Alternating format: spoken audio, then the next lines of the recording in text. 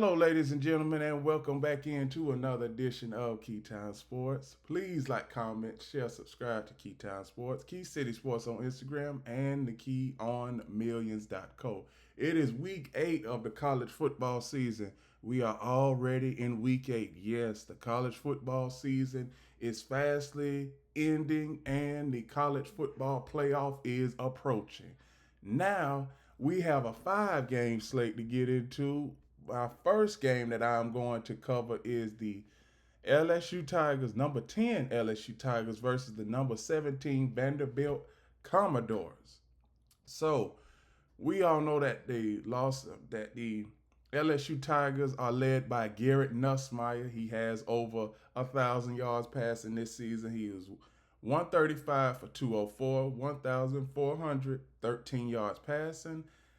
His turnover to interception ratio is kind of average. He has 9 touchdowns and 5 interceptions. Here's the rushing attack for the LSU Tigers. Here's the receiving core for the LSU Tigers. Here's the kicking for the LSU Tigers. Daniel Ramos. Defensively, LSU Tigers defense has been up and down all year long. We saw the debacle that they had versus Ole Miss. We saw the debacle that they had against other teams like Clemson, but they were fortunate enough to get that win versus Clemson early in the season. So now we look at their defensive defensive tackles as a whole is 393. Now, let's get to the offense of the LSU Tigers. LSU Tigers offense, 26.2 points per game, third down efficiency, 41%, fourth down efficiency, 83%. Now, since we know what we see with the LSU Tigers, let's get on over to those Vanderbilt Commodores. Now, the Vanderbilt Commodores are led by Diego Pavia. He has over 1,000 yards passing, to be exact, 1,409 yards. His touchdown interception ratio is great, 14 touchdowns, 4 interceptions. Here's the rushing attack for the Vanderbilt Commodores. Here's the rushing attack for the receiving core for the Vanderbilt Commodores. Here is the 3 kicker system for the Vanderbilt Commodores. Here is the defense for the Vanderbilt Commodores and total tackles as a lineup, 349. Now we get to the offense for the Vanderbilt Commodores. Vanderbilt Commodores offense has averaged 43.2 points per game. Third down efficiency is 57%. Fourth down efficiency is 50%. Now, there are some key storylines with this game, and I am going to give them to you. Number 17 Vanderbilt looks to bounce back against 10th ranked LSU after Alabama loss. The 17th ranked Commodores aren't happy with themselves, feeling they let a big opportunity get away in their first loss this season. An open date let them stew even longer. That Alabama loss made us even hungrier, Vanderbilt running back Cedric Alexander said. We know that we didn't play up to the standard of Vanderbilt football. That is hard to believe, because what is the Vanderbilt standard, Cedric Alexander? Because you've only been relevant twice in the last 80 years. Now, I'm just a journalist. I'm just Keytime Sports. I'm just giving you facts, because last time you was irrelevant was back in the 1940s. Then the time before that, you wasn't irrelevant at all. You wasn't relevant at all. But now, since you've got a couple of years up under your belt, Vanderbilt, everybody thinks that this is a different Vanderbilt. But Vanderbilt, they're going to have to show me, because it's been so long to where we have seen Vanderbilt as the doormat, but there are so many more other teams that are much better than Vanderbilt. The best way to watch that loss away come Saturday when the Commodores 5-1, 1-1 Southeastern Conference host number 10 LSU. The Tigers have won 10 straight in this sporadic SEC series, but this will be only the fourth time these programs have been ranked at the same time since 1947. I just said that the last time the Vanderbilt Commodores was relevant was the 1940s. This season, this is the first time Vanderbilt has been ranked more than 5 weeks, with the Commodores already having a road win over then number 11 South Carolina on the resume. LSU is coming off a 2010 win over South Carolina last week. LSU coach Brian Kelly said his Tigers 5-1, 2-1 in the conference respect Vanderbilt because of what they see on film. LSU only beat Vanderbilt last season 24-17 in Baton Rouge last season. And their record now has spoken for themselves, Kelly said. So you don't have to go in and say, hey, this is what you've got to do and be worried at Vanderbilt. No, they know what Vanderbilt's about. They have a resume. It's not a long resume, but it's a real resume with the same players. Quarterback Garrett Nussmeier likes playing on the road and is looking forward to his first game at Vanderbilt.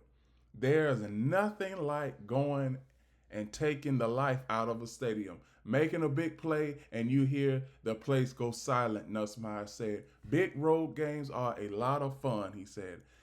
Pavia factor. Vanderbilt quarterback Diego Pavia only had 4 interceptions last season. He's already matched that. He has 2 turnovers to end scoring threats at Alabama.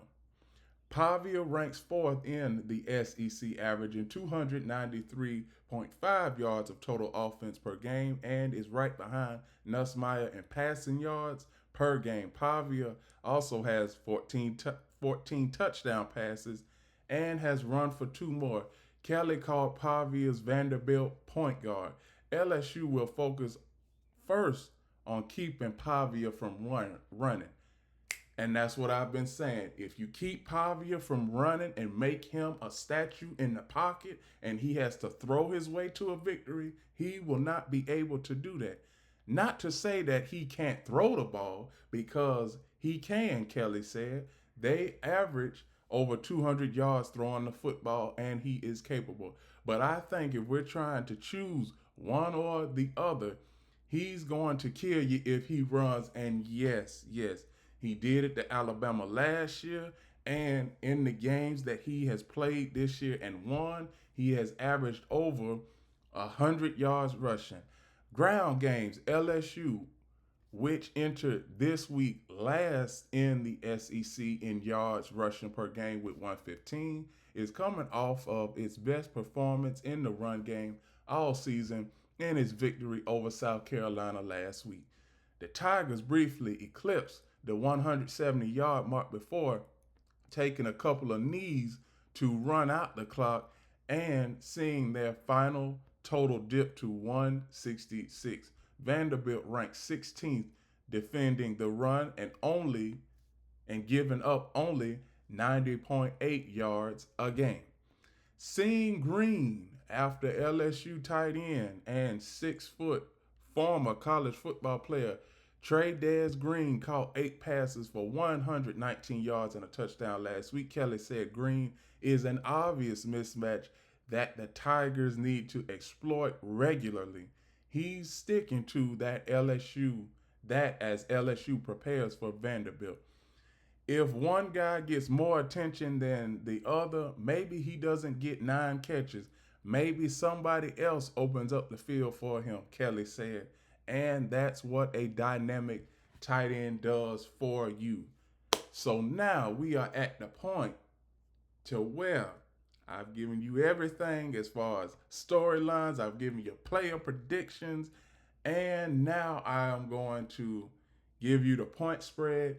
And for all my betting men and women out there, place your bets accordingly, because This point spread, it opened up at 2.5. It's still 2.5.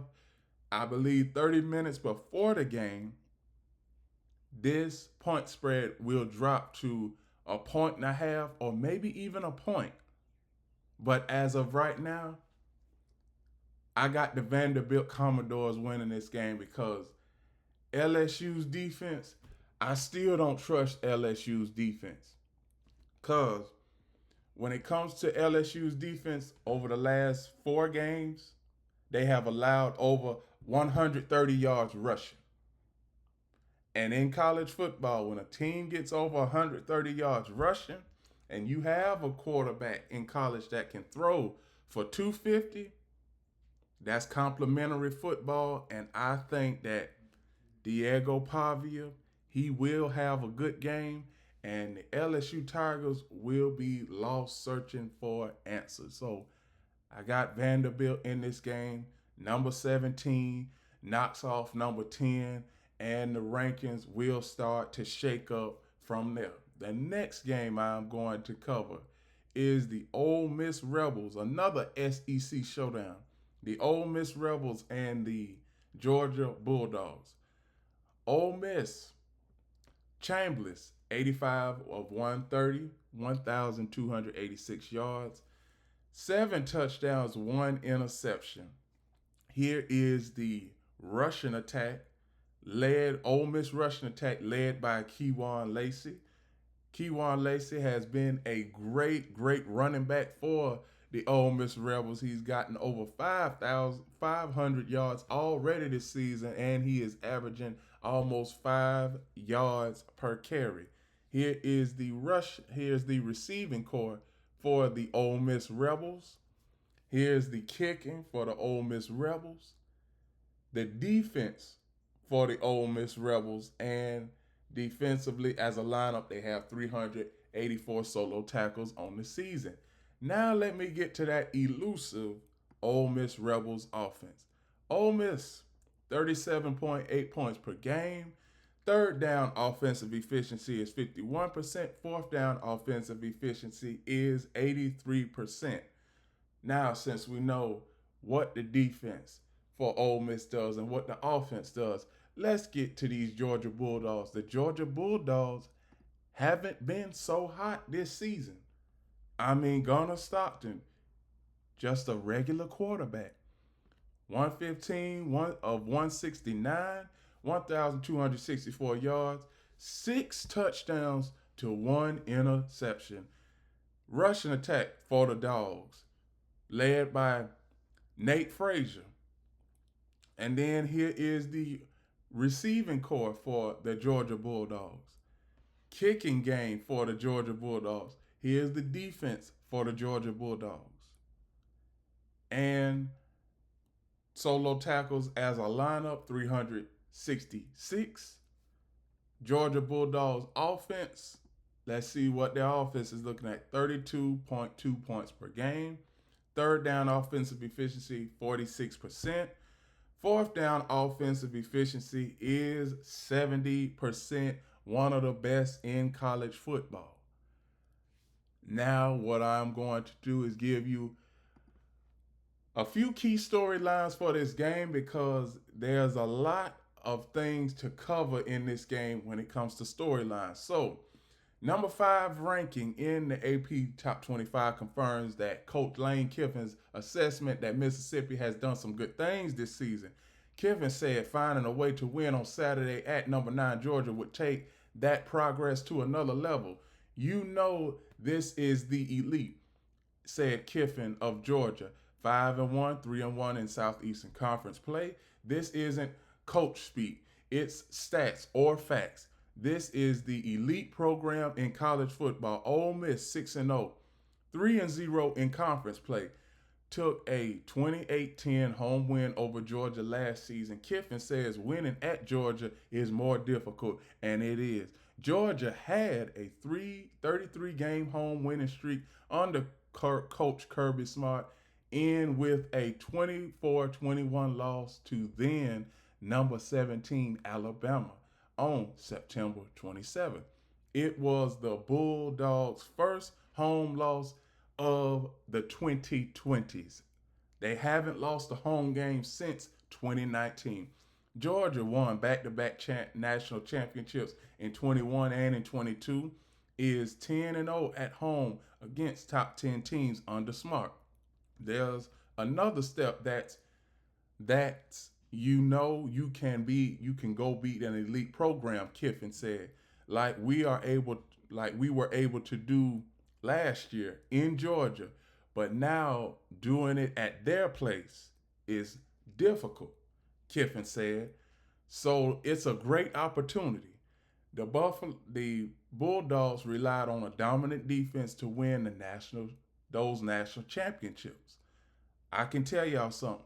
The Bulldogs secondary has been bad for the past 3 years. This year's team has earned a reputation of toughness. Every team that Kirby Smart has ever coached has always had a reputation of toughness. I don't know why that's in the storyline for this week, but hey, it's there, including from quarterback Gunnar Stockton. Resilient dogs, as they say. Smart likes his team's ability to be resilient, including in last week's 2010 win over Auburn when Georgia trailed 10-0. We haven't started real well at times, and that can be attributed to a lot of factors, but we have played really physical and out conditioned and out executed teams down to the wire. Kirby Smart, you can't always do that though, which is a great trait to have, Smart said. But we've certainly got to play better early in games. Yes, you do. Leaning on Chambliss, the Rebels also showed comeback skills last week as quarterback Trinidad Chambliss threw 2 touchdowns and ran for another score in a 24-21 win over Washington State. Ole Miss trailed 14-10 late in the third quarter. Smart said Chambliss is an explosive dual threat challenge. He's quick, he's fast, he's tough, he's got great lower body, great instinct, Smart said. There's a difference in being a fast guy and being a runner. He's patient behind the blocks, quick when he needs to be quick. Some guys say he can only run perimeter runs well. Some can only run interwell. He runs both. Bad memory.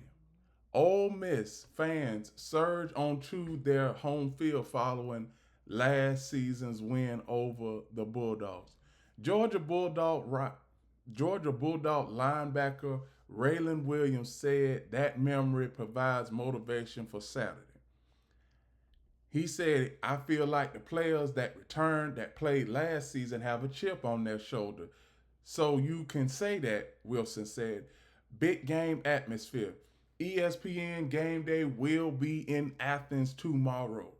ESPN Game Day will be in Athens for the matchup. This is one of the games why you transfer here to play in these big games, said Ole Miss wide receiver Dezon Scribbling, a transfer from Oklahoma State, who led the Rebels with 6 receptions for 63 yards in last week's win over Washington State. Contrast of run games. Missouri transfer and my dog, my brother, Keywan Lacey, y'all know him. Y'all better go follow him because he is on his way to the NFL. Missouri transfer Keywan Lacey has emerged as a dominant lead running back for the Ole Miss Rebels. Lacey, a sophomore, has 126 carries, 587 yards, 8 touchdowns. Chambliss is second on the team with 61 carries, 287 yards. Lacey, who has 24 carries for 142 yards against Washington State alone, said he's preparing just for the physicality of Georgia's defense. It's going to be a real chippy game, Lacey said. So just coming out with the right mindset and being physical all 4 quarters. Georgia's running game has been more balanced with Chauncey Bowens recently gaining more playing time while Nate Frazier has made 5 starts each, has 60 carries, while Stockton is close behind with 48 carries. Bowens was slowed down by a calf injury against Auburn. Smart confirmed that that injury was kind of nagging Bowens and said this freshman has done everything in practice. So Bowens is a game time decision, everybody. Bowens is a game time decision, and we already know that the Bulldogs have lost a home game. First home game they've lost in this decade. This is going to be a close game no matter what. This is not going to be a high scoring game. Let's just get that out the way. So, for all you over and under points total people that wants to put 50 points on this game, I don't see 50 points happening in this game. I really don't. Now, as far as the point spread for this game, right now the point spread is 7.5 points for the Georgia Bulldogs. You know, one thing about Ole Miss, we know that Ole Miss hasn't been relevant over the years. Ole Miss has never won a national championship before. Georgia, they are just 3 years removed from their last national championship.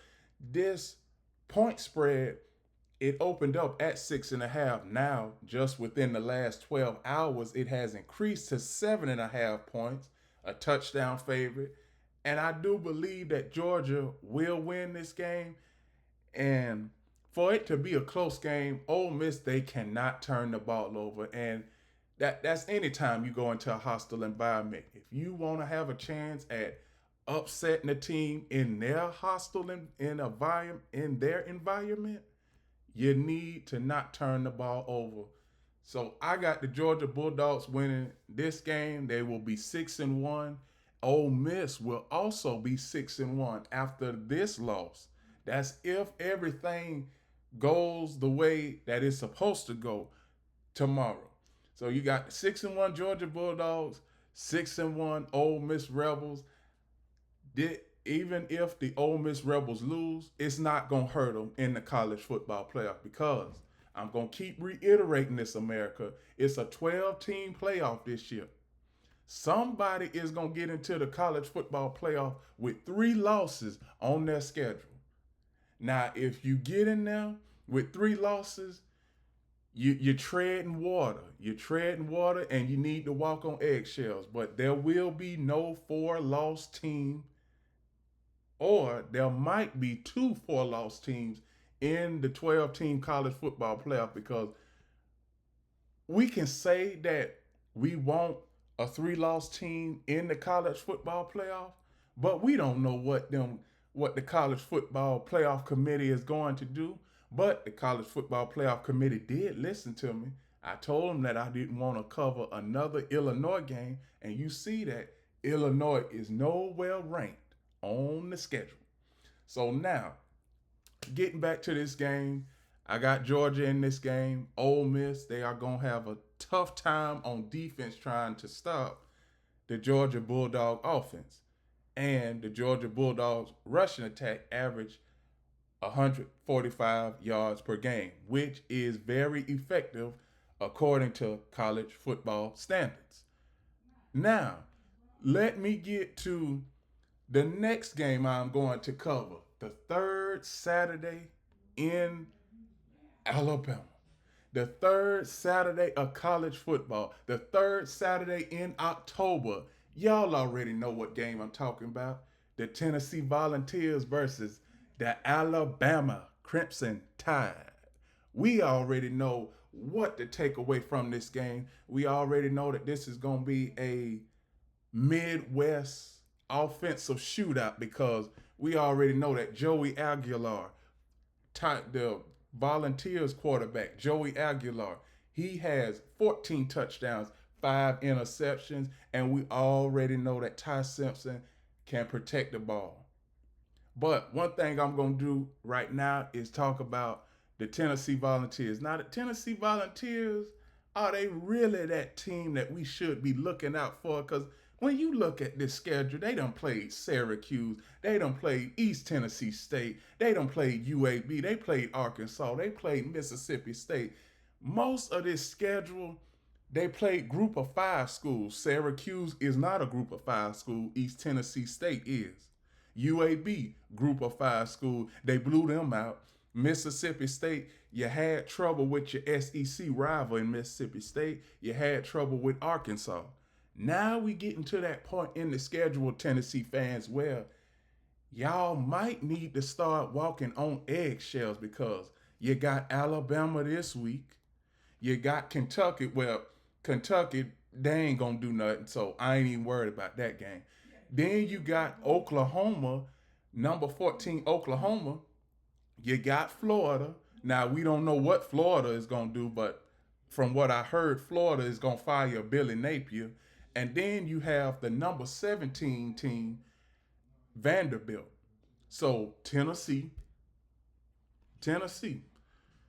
Is Tennessee a college football playoff contender? I'm a little bit skeptical to say that because outside of you playing against Georgia, who have you played? Tennessee hasn't played nobody a legitimate, and I do mean a legitimate opponent, because we all know that Syracuse, they gonna do just the bare minimum. East Tennessee State, we all know that they was gonna blow them out. So now when we get back to the Tennessee Volunteers offense, we know that they are led by Joey Aguilar. Rushing attack led by Dante Bishop. Receiving core of the Volunteers. Here's the receiving core. Kicking. Here's the Volunteers kicking. And here is the Volunteers defense. And as far as solo tackles, they have 494 solo tackles as a defense. Offensively, when it comes to the Tennessee Volunteers, they have one of the best offenses in college football at 48.2 points per game. Third down efficiency is 48%. Fourth down efficiency is 100%. Best in college football. But you know, Tennessee Volunteer fans, you know that I don't like y'all. I don't like anything. I don't like the orange and white to save my life. But there is one thing that I will be doing. The Super Bowl will be in Tennessee in a couple of years. So I might be headed to Tennessee just for that reason alone. So now let me get to the team that we all been waiting for. The Alabama Crimson Tide. Yes. Alabama, this is one team that I've been focusing on all year. Ty Simpson, 134, 189, 16 touchdowns, 1 interception. Rushing attack for the Alabama Crimson Tide led by Jam Miller. He is the leading rusher for the Alabama Crimson Tide. Receiving core for the Alabama Crimson Tide, you got Jeremy Bernard, Ryan Williams, Ray Scott, Jam Miller. Everybody is going to have a big game in this game versus Tennessee. Here's the kicking.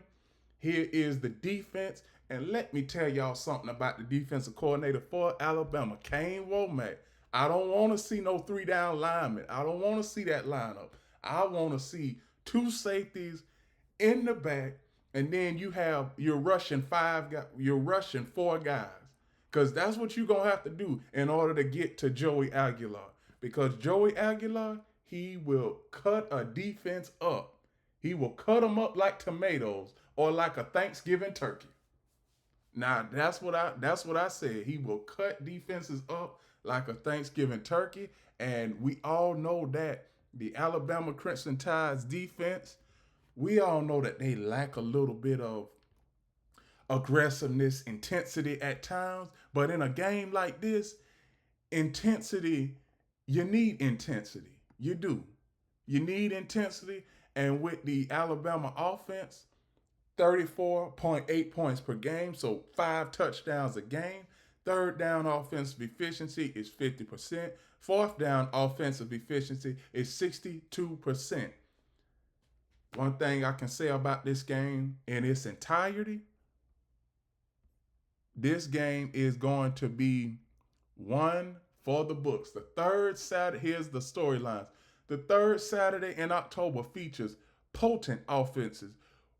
Number 6, Alabama, and number 11, Tennessee. Tuscaloosa, Alabama, playing for his third school in 4 years. Alabama receiver Jeremy Bernard needed just a few words to sum up the rivalry known as the third Saturday in October. This is what you come to Alabama for, Bernard said. The 6th ranked Crimson Tide and the 11th ranked Tennessee meet for the 108th time in one of the Southeastern Conference's most storied series Saturday at Bryant-Denny Stadium, a showdown that includes league and college football implications.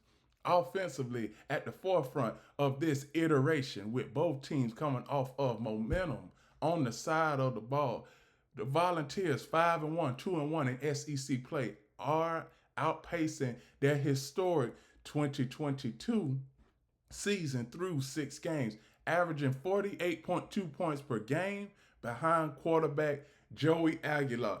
48 points per game, that ain't going to happen versus Alabama. So you Tennessee fans, you can get that out your head right now. Fast starts have been UT's trademark, with the Vols having scored on their opening possession in every game this season. 4 touchdowns and 2 field goals. In Tuscaloosa, quarterback Ty Simpson has emerged as a Heisman Trophy frontrunner. He is playing arguably the best football in the country, completing 71% of his passes with 16 touchdowns and only 1 interception. This man protects the ball like his career depends on it, because it does. And with the offensive coordinator, Ryan Grubb. Let me tell you something, Ryan Grubb. Call the right plays. You've been doing great. Ryan Grubb calling plays. Alabama 5-1, 3-0 in conference play, is averaging 38.4 points per game since its week 1 loss at Florida State. Quarterbacks might need to do more with both teams starting running backs banged up. Deshaun Bishop, who ran a career-high 146 yards last week against Arkansas, is probable to play. Alabama's Jam Miller, meanwhile, is listed as questionable. Alabama is an 8.5-point favorite according to Can Tennessee Take Hold of the Rivalry? A 15-year win streak under Nick Saban between 2007 and 2022 created a lopsided advantage for Alabama, which leads the series 60-40-7. The Volunteers, though, are seeking back-to-back wins for the first time since 2003, 2004, as well as 3 wins in 4 years for the first time since 2003 through 2006. Both secondaries can be strained. Alabama has one of the top passing defenses in the SEC. A unit allows 135.7 yards per game and ranks second in the league. But the Tide haven't faced an aerial attack like Tennessee. Alabama's defense. The first couple of drives will be critical in this game for the Alabama defense, so that we can see where Alabama needs to improve on throughout the aspect of the game. The Volunteers lead the SEC in passing, 317.8 yards per game, and are the only team in the league with 3 receivers ranked in the top 7 in yards. Chris Brazzell II, 536 yards, 7 TDs. Brandon Staley, 31 yards, 2 TDs, and Mike Matthews, 416 yards, 2 TDs. Other side, Tennessee will be shorthanded again as star cornerbacks Jermald McCoy and Ricky Gibson are out. The Vols also, the most passing yards in the league, allow the most passing yards in the league, 257.8, and now face Bernard and Alabama star Ryan Williams. Turnover margin is key in this game. Defense. Tennessee's defense is near the bottom in the SEC in yards. Yes, this is a bad offense. This is a bad defense for Tennessee. And points, 29.3, but thrive in creating havoc. The Volunteers are first in the SEC and second nationally in sacks and third in the SEC in takeaways with 11. Tennessee forced 4 fumbles, recovered 3 last week versus Arkansas. Conversely, Alabama has turned the ball over just twice this season, the third fewest in the country. We need to win the turnover battle first of all, Coach Josh Heupel said. Simpson has been great with the football, really sound in his decision making. You have to apply pressure to the quarterback. That's part of creating turnovers. You don't have to do great at your job of matching out and making plays on the back end too. And we have to put our helmet on the football, get some punches too, and try to knock it out that way. Those are the key storylines for this game. Point spread in this game opened up at 8.5, and it is still 8.5. I got the Crimson Tide in this game because Tennessee, you're not going to be able, well, I'm not going to say that. You're going to be able to have a good offensive game against Alabama, but the difference is last year's game was in Tennessee. This year's game is in Bryant-Denny. And we all know that when you come to Bryant-Denny, it is going to be a tough matchup for you. It is. So I got the Crimson Tide winning this game and improving their record to 6-1. The next game I am going to cover is the USC Trojans versus the Notre Dame Fighting Irish. First off, quarterback Jay Maivia, 123 of 171, 1,852 yards, 13 touchdowns, 2 interceptions. Here is the Trojan rushing attack. Here's the Trojan receiving corps. Here's the Trojan kicking. And here is the Trojans defense. And solo tackles on defense is 330 solo tackles. USC Trojans offense. This is the reason why the USC Trojans win every game. The Trojans, total points, 45.5 points per game. Third down offensive efficiency, 55%. Fourth down offensive efficiency is 83%. Now, with the Notre Dame Fighting Irish and Marcus Freeman, C.J. Carr, 105 of 158, 1,622 yards, 13 touchdowns, 3 interceptions. Here is the rushing attack for the Notre Dame Fighting Irish. You have Jeremiah Love. Here is the rushing attack. Here's the receiving corps, for the USC Trojans. Not the USC Trojans, the Notre Dame Fighting Irish. Here's the kicking for the Fighting Irish. Here's the defense for the Fighting Irish. Solo tackles as a team, 367. Offensively for the Fighting Irish, 40 points per game. Third down efficiency, 49%. Fourth down efficiency, 35%. When we get to this game, there is a lot, and I do mean a lot of storylines in this game that I didn't even know that were going to be storylines, but here they are. Number 20, USC 5-1.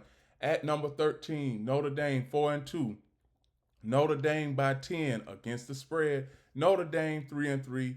USC 3-3. How to watch. NBC key stats. Notre Dame's offense overall 465.5 yards per game, 21st in college football currently. Passing 292.8 yards per game, 19th in college football currently. Rushing 172.7 yards per game, 50th in college football currently. Scoring 40 points per game, 14th in college football currently. The Notre Dame defense 350.7 yards per game allowed, 58th in college football currently. Passing 245.3 yards per game, 105th in college football currently. Rushing 105.3 yards per game, 25th in college football currently. Scoring 20.8 in college football points per game in college football, 47th in college football currently. USC's offense 552.3 yards per game, second in college football currently. Passing 325.8 yards per game, second in college football currently. Rushing 222.5 yards per game, 16th in college football currently. Scoring 45.5 points per game, third in college football currently. USC's defense overall 352.2 yards a game, 62nd in college football currently. 243.7 yards per game, 102nd in college football currently. Rushing 108.5 yards per game, 29th in college football currently. Scoring 21.3 points per game, 51st in college football currently. The Notre Dame is 60th in third down defensive percentage, allowing opponents to convert 36.5% of the time. USC ranks 5th on offense, converting on 55.2% of their third downs. Notre Dame ranks 8th in FBS with a +6 turnover margin. USC ranks 112th in FBS, 67.3 penalty yards compared to Notre Dame's 52nd, 50 per game. Notre Dame is 78th in FBS in red zone defense, allowing opponents to score on 85.7% of their trips.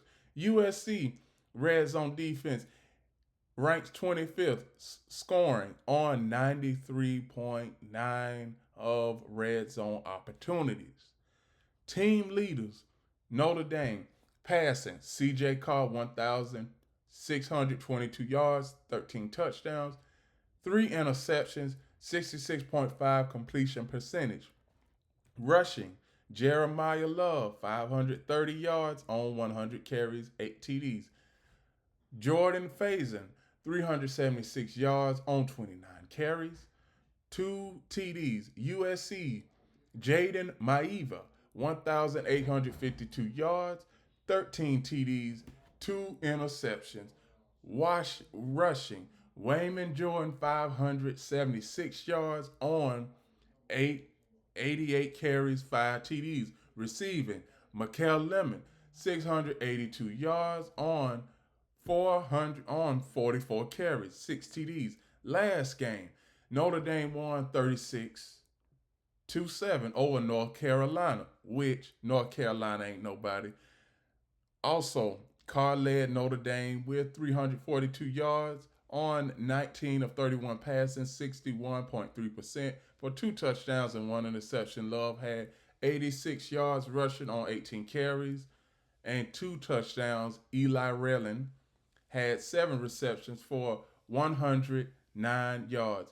USC won over Michigan 31-13 over Michigan on last Saturday. Mavia led USC with 265 yards on 25 of 33 on 25 of 32 passing, 78.1% of two touchdowns and one interception. King Miller had 158 yards on 18 carries and one touchdown, adding two receptions for 14 yards. Lemon put up 93 yards on nine catches, with one being a touchdown. Now, point spread for this game. Point spread for this game has fluctuated. It was 7.5 starting out. Now it's 9.5. USC, I keep telling y'all this, Lincoln Riley does not focus on defense at all. I already gave y'all the statistic that USC's defense is allowing opponents to score 94% of the time on their possessions. With those odds and with those statistics like that, I'm taking Notre Dame no matter what. Notre Dame, they can mess this game up, but still, I'm going to take Notre Dame no matter what. So I got the Notre Dame Fighting Irish winning this game no matter what.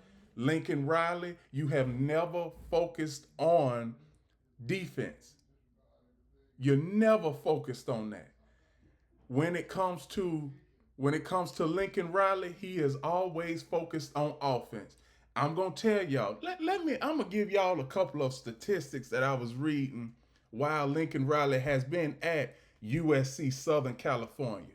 So Lincoln Riley, the defense is under him. He has been at USC since 2017. So Lincoln Riley's defenses, USC Trojans defense, 2017, it was 115. 2018, it was 126.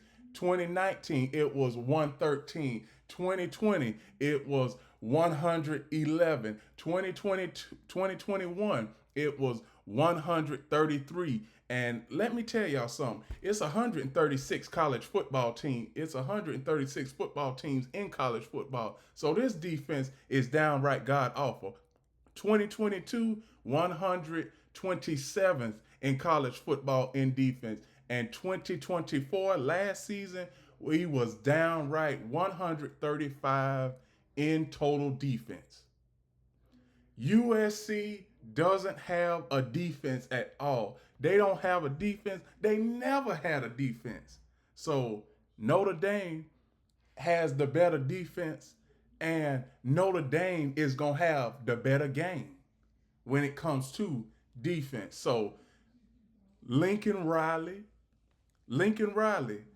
he is going to get fired. But one thing, wait. Now everybody is clamoring for Lincoln Riley to get fired. But I don't know. USC, they not going to fire Lincoln Riley. Do y'all know the buyout for Lincoln Riley? I'm going to tell y'all the buyout for Lincoln Riley, because USC Trojan fans, y'all stuck with Lincoln Riley for the next 7 years. Because the buyout for Lincoln Riley, I'm going to get my calculator out. I'm going to take that, carry the 1, bring the 2 back, bring the 3. Here it is at 5. And then we take that all the way, bring that down. And oh my goodness. The buyout for Lincoln Riley. The buyout for Lincoln Riley. I'm going to tell y'all something. The buyout for Lincoln Riley is $80 million. The buyout is $80 million for Lincoln Riley right now. And if Lincoln Riley goes on to have his whole contract, and then they fire him, let's say, a good 2 or 3 years down the road, the buyout for Lincoln Riley's contract 2 years down the road, it's going to be $110 million. So USC, y'all stuck with Lincoln Riley. So if you gonna have Lincoln Riley, you're not gonna have a good defense. So outside of all of that, I got the Notre Dame Fighting Irish winning this game, and I got the USC Trojans defense somehow messing it up in the end. The last game I am going to cover is the Utah Utes versus the BYU Cougars. Now, Utah Utes, Darian Damper, 118 over 165, 1,131 yards, 11 touchdowns, 3 interceptions. Davian Damper, he is also the leading rusher for the Utah Utes. Now that's bad there when you have your quarterback also your leading rusher. Receiving core the for the Utah Utes is led by Ray Davis. Kicking, here's the kicking for the Utah Utes. Here's the defense for the Utah Utes. 332 solo tackles as a defense.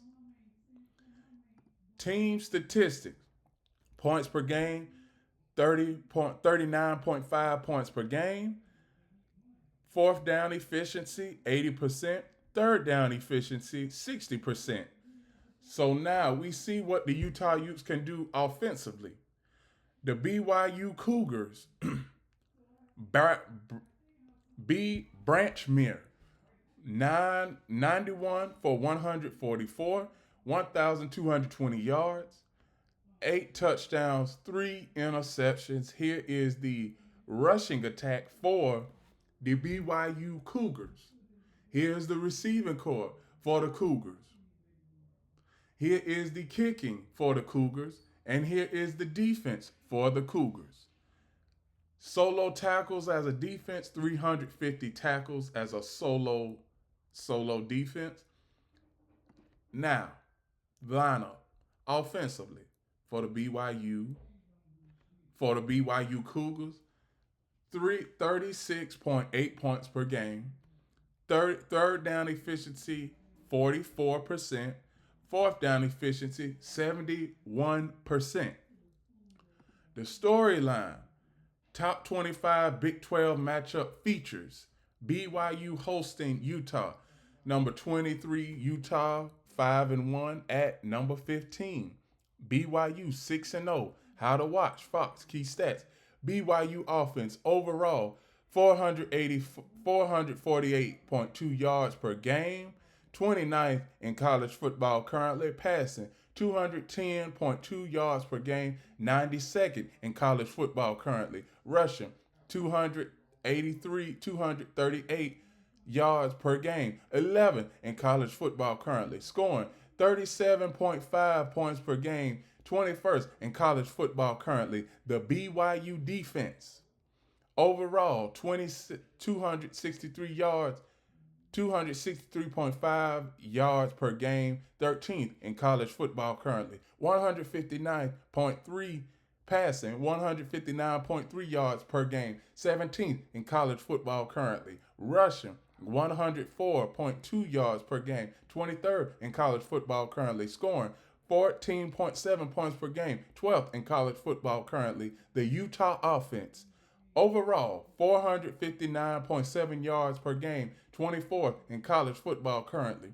Passing, 211.5 in college foot yards per game, 90th in college football currently. Rushing, 248.2 yards per game, 8th in college football currently. Scoring, 39.5 points per game, 16th in college football currently. The Utah defense, overall, 293.5 yards per game, 19th in college football currently. Passing, 153.7 yards per game, 11th in college football currently. Rushing, 139.8 yards per game, 61st in college football currently. Scoring, 13.8 points per game, 11th in college football currently. Utah is first in FBS in third down percentage, converting 60% of the time. Utah is 8th in red zone defense, scoring on 96.6% of their trips. BYU is 10th in FBS with an average time of possession of 33 minutes and 5 seconds. Team leaders for BYU, Bear Batchmere, 1,220 yards, 8 touchdowns, 3 interceptions, 63.2% completion percentage. Rushing, L.J. Martin, 652 yards, 101 carries, 4 touchdowns. Receiving, Chase Roberts, 420 yards on 22 carries, 3 TDs. Utah, Davian Damper, 1,131 yards, 11 TDs, 3 INTs, 71.5% completion percentage. Rushing, Damper, 378 yards on 65 carries, 5 TDs. Receiving, Ryan Davis, 416 yards on 39 catches, 2 TDs. The last game for both of these teams, BYU won 33-27 over Arizona on Saturday.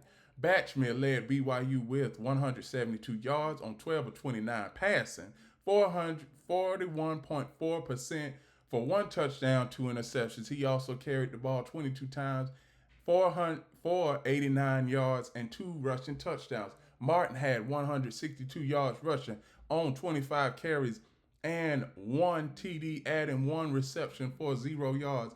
Parker Kingston recorded 117 yards on 5 catches with 1 touchdown. Utah won 42-10 over Arizona State on Saturday. Damper led Utah with 104 yards, 7 of 12 passing, 58.3%. For no touchdowns, no interceptions. He also carried the ball 10 times for 120 yards, 3 touchdowns. Wayshawn Parker had 55 rushing yards on 10 carries. Davis had 3 receptions for 68 yards. Now let me get to the point spread for this game. Point spread started out, opened up at 3.5. It's still 3.5. If BYU, I got BYU winning this game for some reason. I'm going to go against the grain a little bit.